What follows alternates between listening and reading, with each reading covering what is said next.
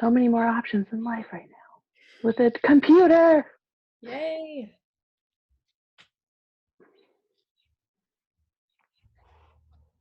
Next.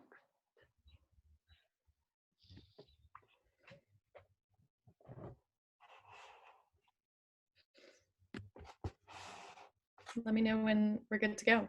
Okay, I'm just setting it up right now.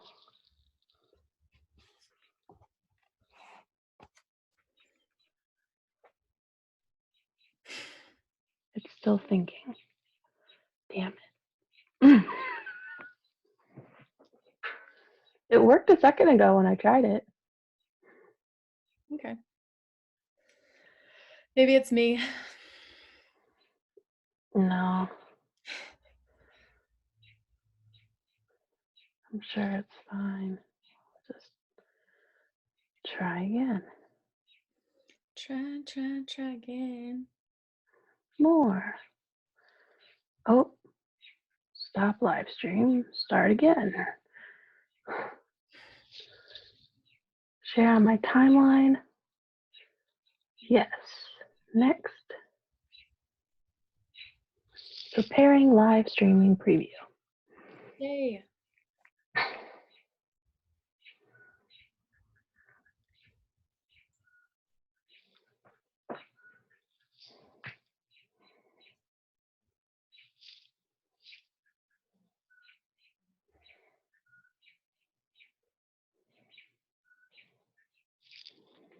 It's the circle of death. Okay.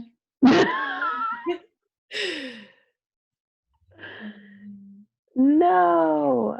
There's maybe an option to log out and log back in. That is true.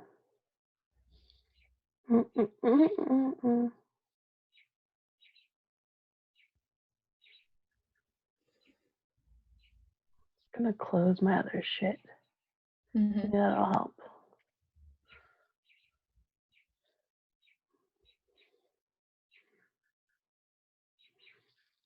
More. Stop live stream.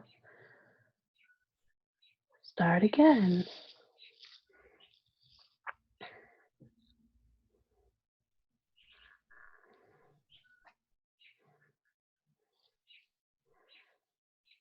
Next.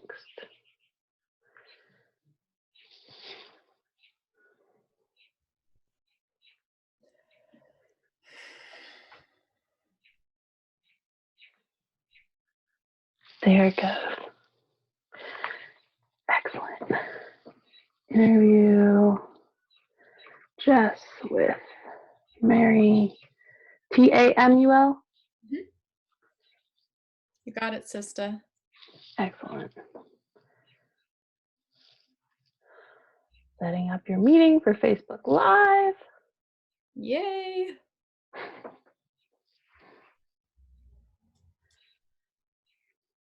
Mine says we're streaming. Yay. Wonderful. Hi, Mary. Hello. We are interviewing you today. Just yes. I'm Mary. I'm a women's empowerment coach. Do you want to introduce yourself? I'm Jess DeBose, and I am your Breakup to Breakthrough coach. Hell yeah. So what is a breakup to breakthrough coach? It's an excellent question. So with coaching, as Mary knows, but maybe not all of you know, coaching, there's lots of different types of coaches. It could be anywhere from relationships to fitness to empowerment to, I know somebody who is a coach for doulas. It can get very, very specific, and I help people through their breakup period. So when you've gone through a breakup or divorce, or even if it happened a long time ago, sometimes we get stuck in that space. And we repeat the same patterns over and over again. And there's like this, usually there's a lot of grief that happens around breakups. So I help people navigate that grief and that sadness and then move towards remembering about themselves and learning to love themselves, and then wherever their next step is and moving forward. That's really beautiful. I, like many women out there, have experienced very bad breakups in the past, and I know how crucial it is to have that support afterwards. So, thank you for all of that. And just for your general sensitivity to the subject, I know we've gone back and forth a lot about relationships and the whole dynamic of everything, and you just have such a understanding for both sides. And that's something that I really admire about you, because I know you've taken time to cultivate that through your own experience, and also, working with other women going through similar situations. So, what you said before, like repeating these patterns, what do you find that people are struggling with or stuck in, as far as patterns and just the kind of negativity post breakup? What patterns do I find? Yeah, like what do you find is the struggle of women or men post breakup? There's a lot of them. So some of them as like whether or not to be in contact and how much contact. And so there's this thing called the no contact rule, and a lot of people label it as NC. Um, and so there's a lot of questions around that. There's a lot of questions around identity, like my whole self was wrapped up in this relationship. I don't know who I am. Um, there's questions of sometimes like, oh my gosh, he never loved me. This is fucking ridiculous. Um, so there's lots of questions. There's a lot of unknowns. There's a lot of fear, I find. Um, and a lot of times people are trying to mask their pain with other things. Hmm. Yeah, for sure. What kinds of things do people fall into post breakup, do you think? Sometimes they stalk their ex. Sometimes they eat their feelings. Sometimes they drink away their feelings. Sometimes they get super busy and just like, I'm fine. Sometimes they jump into another relationship or the dating world. Like it just That was kind of depends. me. Yeah. So, when you talk about like identity, I think that's really interesting, because I know my identity as a single person is much different than when I have been in relationships. And I think that, so like what would you say, do you bring people back to their single selves, or do you teach them if they want to have a relationship, or is it more of up to them, I would say? Yeah, it's kind of up to them. So what I find that like sometimes it's a matter of coming back to your single self, but a lot of times I'm finding more and more is that many people don't actually know what they want in the first place. And so it's really like teaching that basic tool of like, how do I know what I want? What it is it that I want? And so people like jump into relationships because they're supposed to. And so really getting into the heart of that person and finding out what it is that they really want. And if singleness is what they want, amazing. If being in a relationship is what they want, amazing. Like it doesn't really matter, but it's really just getting to that core of like what you want. Yeah, that's so true. That's a whole other thing in and of itself. Because you have this idea of yourself in a relationship, and overnight things could change. You went from wanting marriage and kids and a house, maybe, or whatever the relationship called for with that person, and then that all gets taken down, and you have to think, well, what is it that I actually want for myself? Yeah, exactly. Because it's what do you want for yourself, but then also like a lot of times people's identities get wrapped up in this other person, and not just identity, but that dream. All of a sudden that dream is gone. And so like we have to acknowledge that and like grieve it, because it's like you created this world. No matter how long together you were with this person, obviously it's going to be harder the longer that you were together, but you created this dream world that the some days and the current reality is like, okay, all of a sudden that's gone. And sometimes it's gone like that, like people ghost, people say I'm done, and they're like, oh my gosh, I didn't even know. And so it's like, okay, what's the difference between that dream that I'm grieving and then what is my actual identity? Do I actually want kids, or is that just because? my partner wanted kids, or do I actually want to buy a house, or is that just what my partner wanted? And so just again coming back to that space of like, what do I want? But also, before you can even get there, like the grieving process is necessary too. And so really feeling into all of the pain. Most people try to resist it, and the longer you resist it, the more it's going to come up in dysfunctional ways and the longer it's going to take. So like actually diving in and like feeling that pain, um, is going to be the key to moving out of it. Yeah, because I feel like you're grieving not only the other person, but yourself and who you were with that person or how, Hmm. yeah. And you also, like, friendships get weird because a lot of times you have similar friends and you're kind of going through that period of telling people. Uh, Hmm. yeah, it's really And interesting. different people react different ways to that too. So like for instance, I was married, and when I got divorced, a lot of people had very different reactions to what that looked like, and they, you know, either wanted me to fix it, or they didn't understand because I grew up in the Christian world, and so getting a divorce is a no-no, Mhm. or they were really supportive, or even if they were supportive, they didn't know how to react. And so telling people is another whole other level of part of that grieving process too, for sure.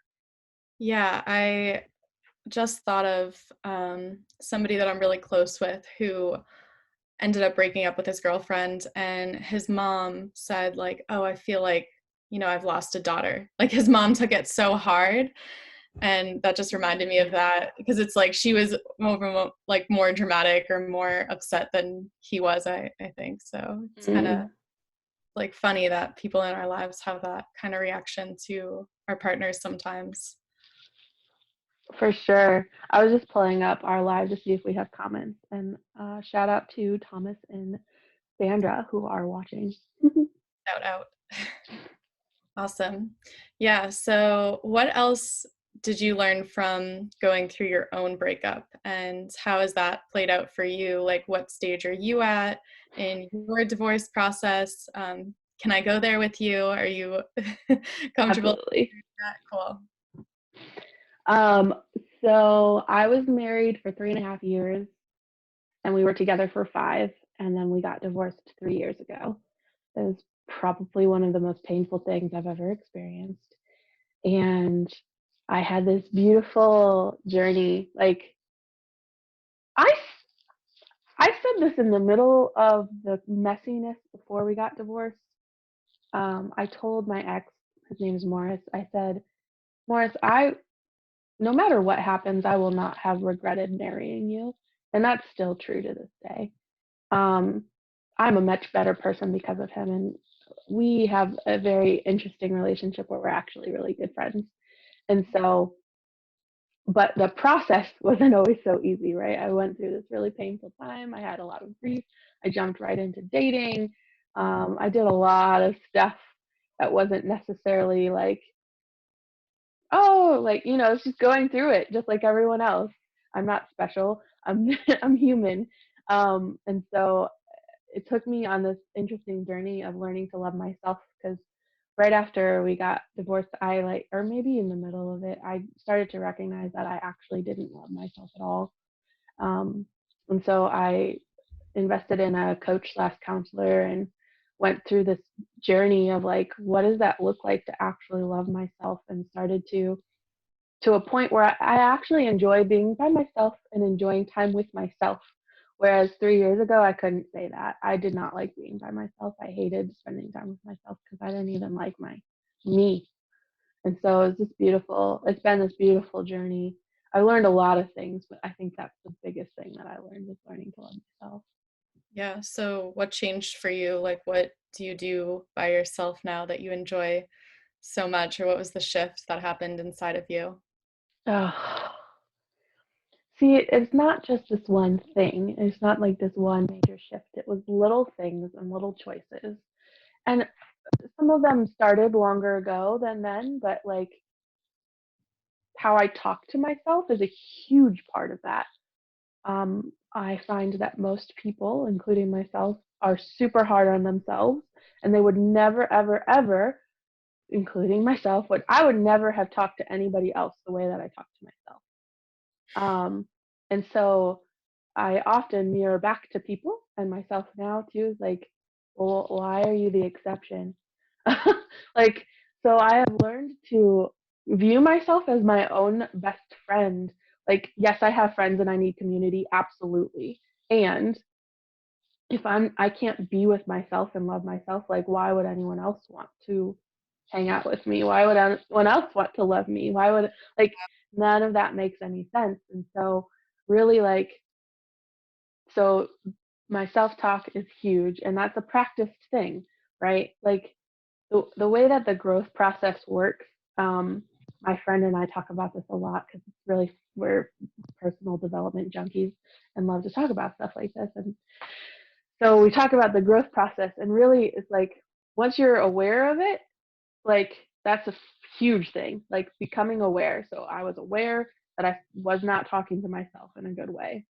Then I would, while I was doing it, I would catch myself after the fact. Like, I would spiral and then be like, oh my God, I just talked to myself terribly. And then I want to almost spiral and like beat myself up even more. Mhm. But then what starts to happen is I'll start to be able to notice it while it's happening and pivot in the middle. So like I can start editing myself as I'm going through it. And then the like next stage is like really embodying it and really being able to catch it before it happens. And there's levels of that, right? So like I'm much better at my self-talk, but I'm not perfect at it. And so I still catch myself in different stages of that depending on what parts of myself and my self-talk I'm really focused on. Um, but in general, I catch it before it happens and I'm able to um, be much kinder to myself.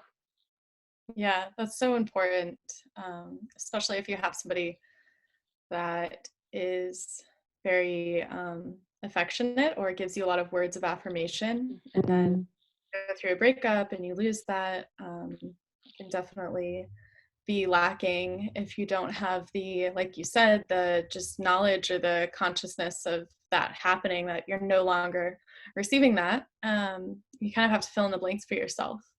Um, I know, like, I also found a lot of like respite in my like yoga practice or like my spiritual practice.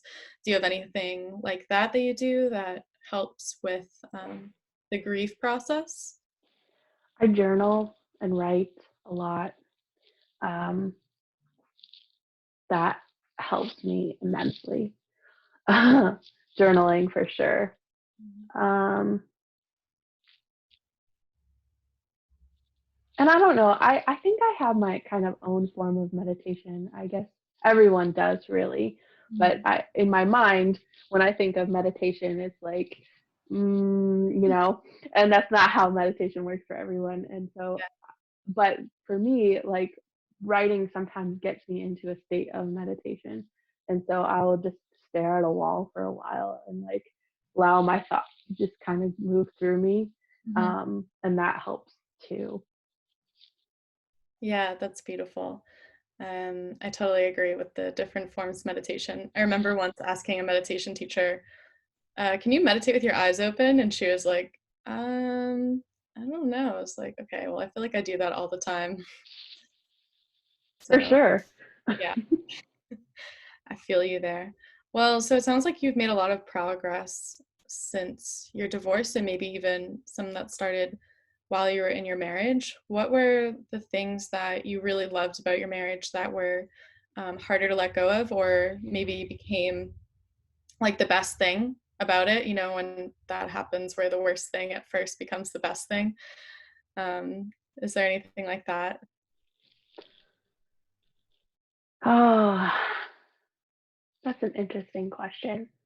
Like, for example, I was in a relationship where my like fear of loneliness was like the biggest thing that I got from the relationship, was like that fear being fulfilled. And so when I left, I felt like all this panic come in, like, oh my God, I'm alone. And that actually ended up being like the place where I grew the most. And that gave me just like shined a light on that aspect of myself. So that's why I'm asking. I know it sounded a little bit like. I appreciate the clarification because I went a different direction in my mind. Oh, no Yes, worries. Yeah, well, you can go fear. whatever direction you want. It's just what was. My fear of abandonment for sure. Um, yeah, I was so scared of like this man married me and we had talked about how divorce was not going to be ever a thing and I was still worried that he was like going to leave me and which inevitably made that happen. Like, I was unconsciously committed to being abandoned. Um, and I take 100% responsibility for the things that I did to allow that to happen. Um, and it's been such a great learning opportunity for me as I've been learning about what that means and what that looks like in a future relationship, and have gotten to practice with other people in different relationships I've had since then, to better understand the patterns that I have with that and to be like, wow, I don't want to do that anymore. I'm like literally pushing this person away because I'm scared. That's not okay. Yeah, it's illuminating when you go through a really bad breakup. You said something at the beginning that I really hesitated on, like I had a lot of resistance towards it. So I'm just going to bring it up. You said the longer, the harder it is to get over it, I think is what you were talking about. Correct me if I'm wrong. But I almost like feel resistance to that because I felt before shorter actually being harder than some of the longer relationships I've had. Like, so where does that come in your from your experiences? mm. So yeah, I don't think that's an accurate statement the way that I said it because you're right. It could look different depending on where you are in your life and what kind of attachment you have to the person and how deep you got with that person in such a short amount of time. Like it really does depend on the relationship and it's not necessarily due to time. Time is what it is. It can contribute though. Sure. Um, so for me, it was, you know, my longest relationship was with my ex-husband, and we were together for 5 years, and so it was really incredibly painful to move away from that after being with someone for that long and living with this person, and like my whole life was like around this person, and all of a sudden he's gone. Um, which is different than shorter relationships where I didn't live with the person, and the pain might be, I don't know, pain is relative. Like there's no way to quantify it and there's no reason to quantify it. Yeah. I have a question too. Would you say that a lot of women and men too, I work mainly with women, so that's why I say women, struggle with the feelings of failing when the relationship doesn't work out, either within themselves or even broader in a societal sense? Yeah, for sure. It depends. I've definitely, I felt that way and I have seen other people feel that way. It's like, oh my gosh, I failed. Like, especially growing up, in the Christian context and then getting a divorce, like, oh my gosh, it failed. Mm, I don't actually view that anymore. And so it's really hard for me to even say those words because that's not how I picture it anymore at all. But I see other people who either blame themselves or the other person for it failing and not sticking it out and not, and then also there's the societal pressure too, depending on, um, just the roles that different people have played in your life and what you've been programmed to think a relationship is supposed to be. yeah, sure. What about the shame that comes with it? The shame that comes with what specifically?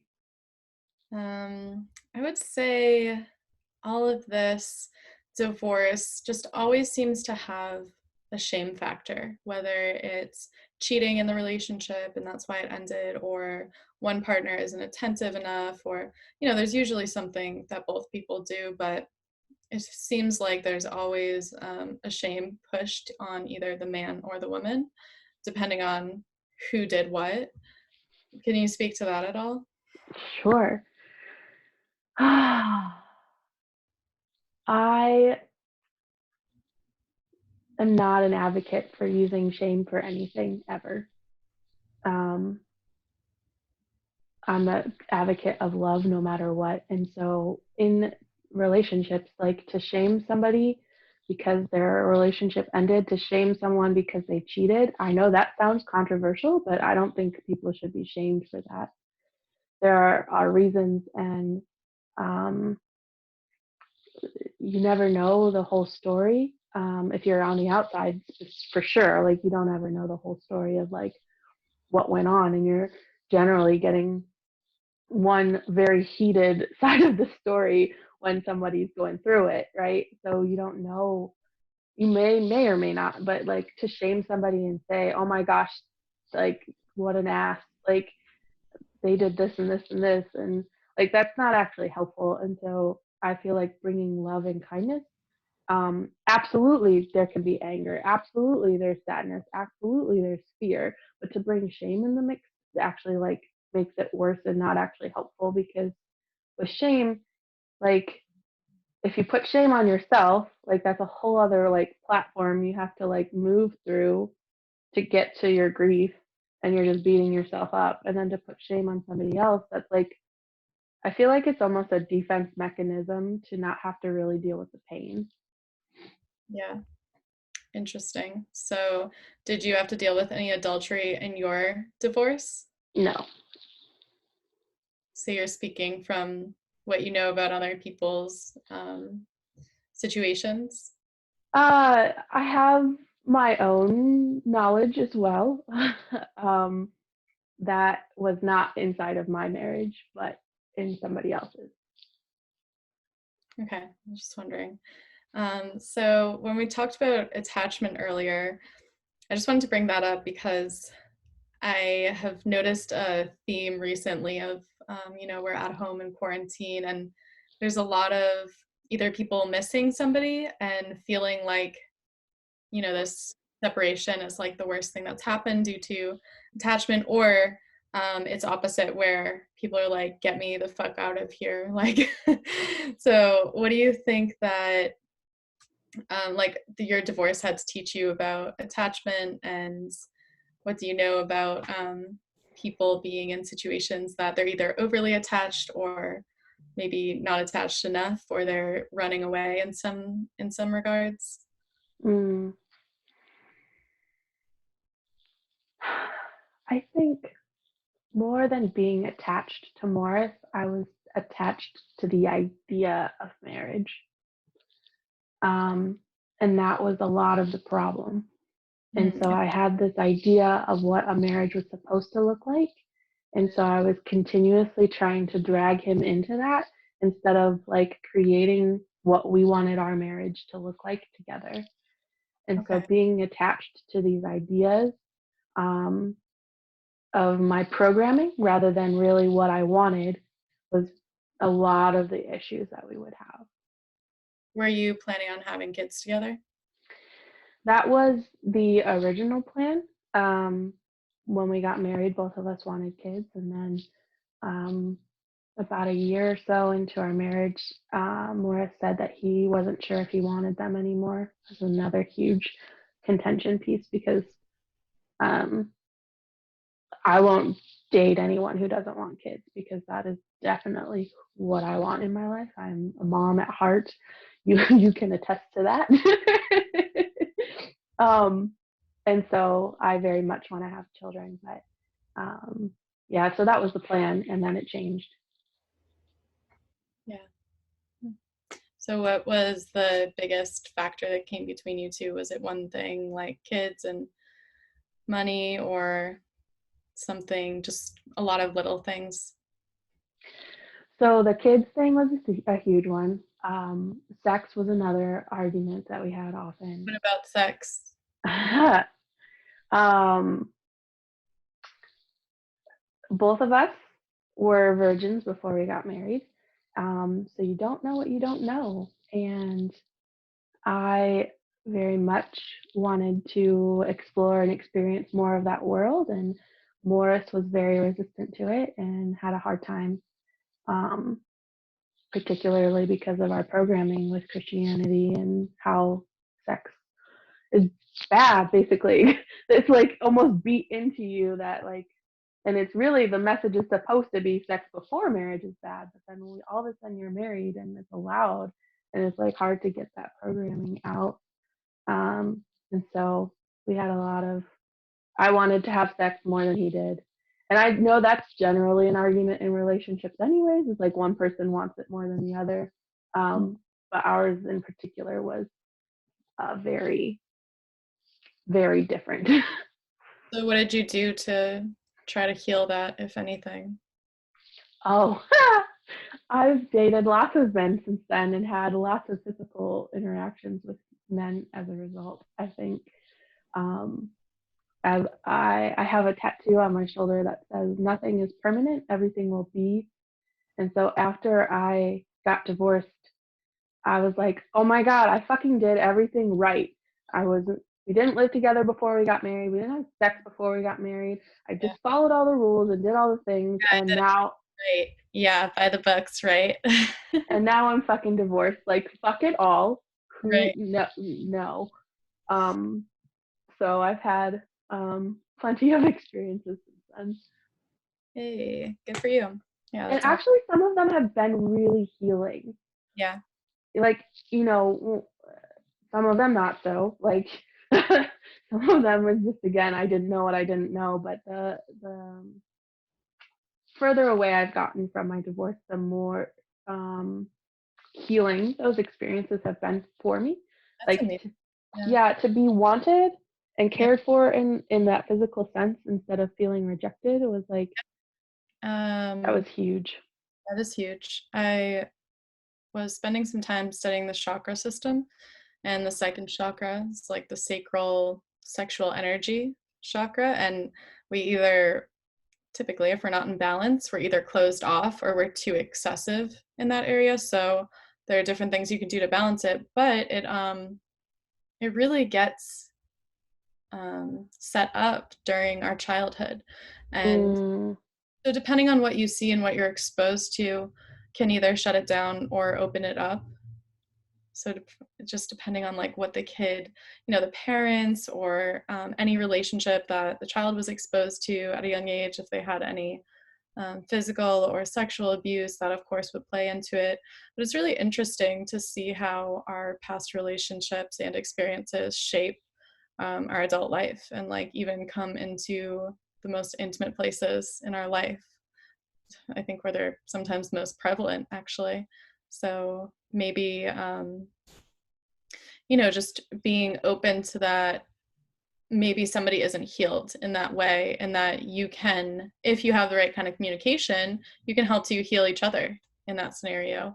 Of course, if you're with the right person and you're on the same vibe. So I can imagine that you probably tried to um, connect there, but was unsuccessful too. And I think it's a really important part of a relationship. Unless you have two asexual people, it's going to come into play. But definitely awesome that you had experiences with healing that afterwards. So, like, what else have you done for your self care, or in ways of like, what have you done for yourself or rediscovered within yourself? some of it was not just, it's not like rediscovering, it's like discovering, because I didn't know any of this about myself before. So, like, one thing I really love doing, I like going to the movies by myself. I'm very sad I can't be doing any of that right now. So, um, but that is one thing I really enjoy. I also like, I did rediscover like crafty things. Mm. Um, yeah, like knitting and crocheting and scrapbooking and Oh, I love whatever. cooking. Do it when I was younger. Should get back into it. I started making soy wax candles. Nice.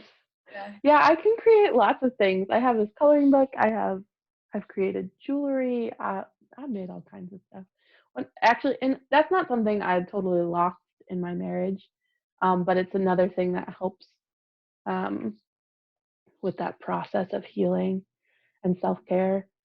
Um, but like reading and writing are huge, and like being outside. I love to just go sit by the lake. I live in Cleveland, Ohio, and so the Lake Erie is about a 12-minute drive from where I am. So I love to just go sit up there and stare at the water. So, what's been the most challenging thing for you in quarantine? Lack of touch, for I was sure. at massages today.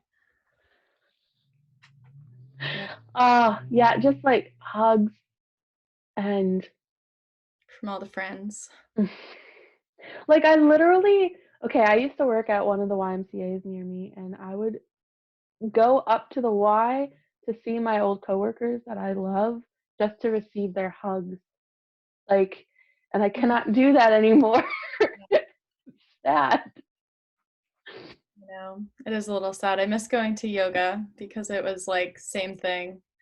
Just like go just to be adjusted and hug my teachers and Yeah, so touch, and then just I like to work in where there's people. So like in a coffee shop or like in places where there's noise. Not that I'm gonna necessarily interact, but just like that there's people and energy, and I can't do that right now, and that's been really hard too. okay. What's your favorite thing What's my favorite thing about about quarantine? oh, so I actually feel so much more connected to people than I ever have. And Wow.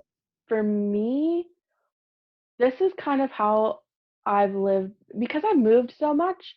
Mhm. Most of my interactions with people are through technology, but a lot of other people that I was friends with or whatever would not necessarily get on a video call with me or didn't want to be on the phone, but that's now their only way of being able to connect. And so I have more people who are willing to do that with me. And I've also have like I've been blessed with um, a new community and stuff too. So like there's just a lot of people to be connected with, and I feel like I found like my family and my home recently. And so I just actually just feel super connected in a way that I haven't. And a lot of that is a contribution to my own growth and what I've manifested into my life. And then part of it is just the quarantine life in general. Yeah, so what are you gonna do? What's the first thing you'll go to when we get out?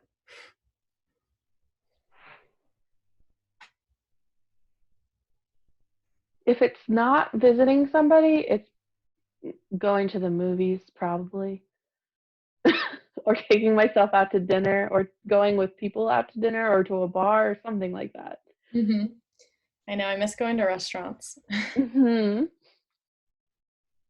Yeah, so I think that's all the questions I had for you. Is there anything else you wanted to talk about? Mm.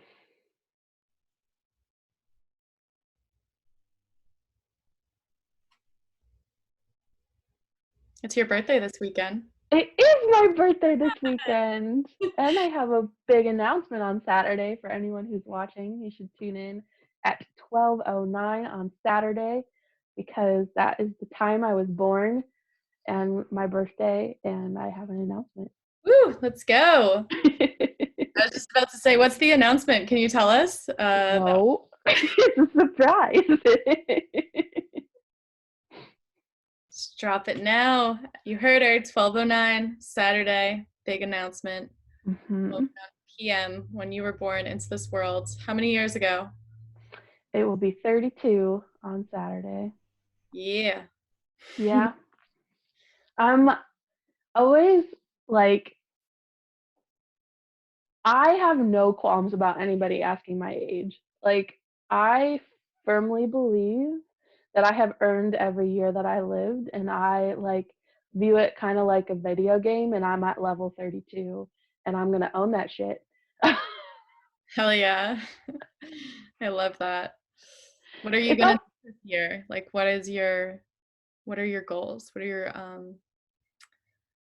are you looking to manifest? Can you share it here or is it still being worked out inside? Well, one of the things is it's a surprise on Saturday. Hmm. Um, and then I'm really wanting to build my business and travel. That's one of the things I really want to do in quarantine is that Yeah, there's I really. love to travel. I've been to 7 countries and I cannot wait to explore many more. Um, Yes, yeah, I love I just travel. yeah, it's so fun. I'm like looking at all the flight deals that are super cheap. Go. We should all go to Burning Man next year. Somebody posted about that. It's like, Mm, yes, exactly what I need after this quarantine. Real nice community in the middle of nowhere, no rules. that's amazing. I cool. Okay, so my naive Jessica is still learning about the world because she lived in this Christian bubble for a really long time. Mhm. So share with me what exactly Burning Man is. I only have an idea.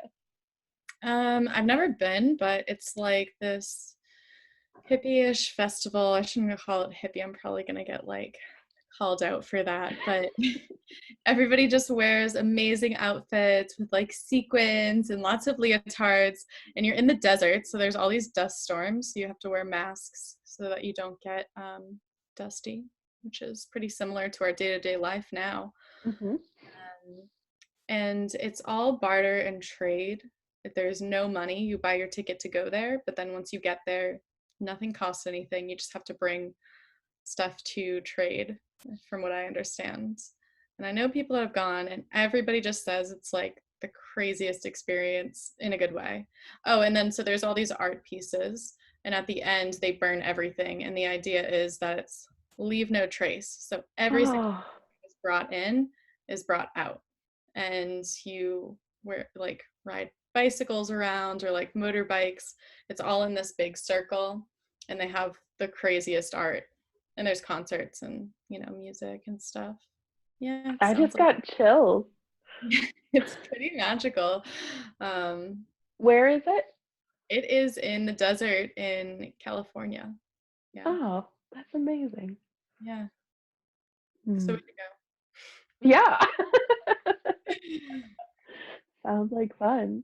Yes, total Hmm. reunion there. That would be awesome. Yeah, Have you ever for been sure. to a music festival? Have I ever been to where? A music festival?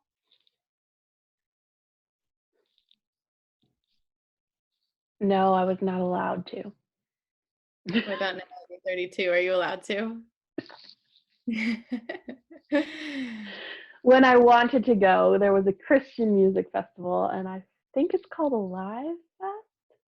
I don't remember, but I wanted to go when I was in high school, and I was told no. But I haven't. Festival?